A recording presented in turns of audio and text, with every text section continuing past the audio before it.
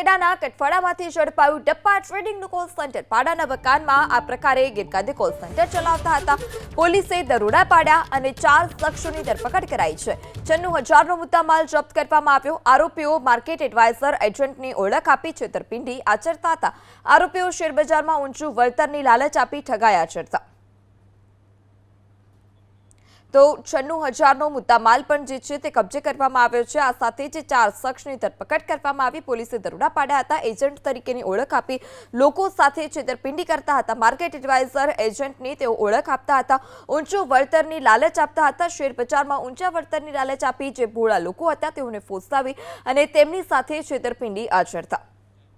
વધુ માહિતી સાથે સંવાદદાતા જલ્પેશ ફોન લાઈનથી જોડાઈ ચૂક્યા છે। જલ્પેશ, કોઈ માહિતી સામે આવી છે ખરી કે કેટલા સમયથી આ પ્રકારે તેઓ કોલ સેન્ટર ચલાવતા હતા અને કેટલા લોકોને છેતર્યા હતા?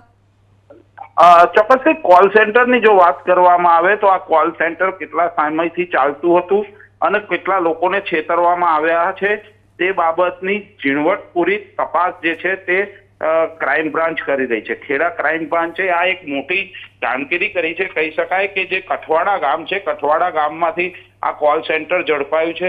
રેડ દરમિયાન પોલીસે 96,000ના મુદ્દામાલ સાથે 4 આરોપીઓની ધરપકડ કરી છે। ઝડપાયેલા જે શખ્સો છે તે માર્કેટિંગ એજન્ટની ખોટી ઓળખ આપી લોકો પાસેથી જે નાણાં છે તે છેતરપિંડી કરીને આચકતા હતા।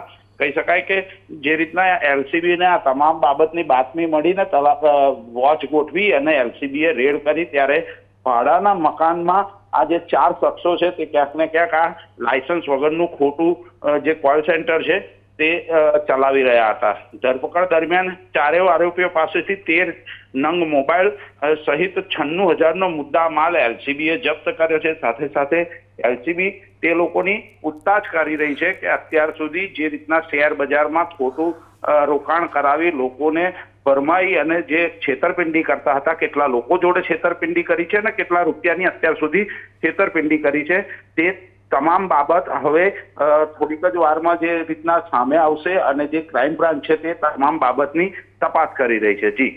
જી જલ્પેશ, સમગ્ર માહિતી બદલ આભાર।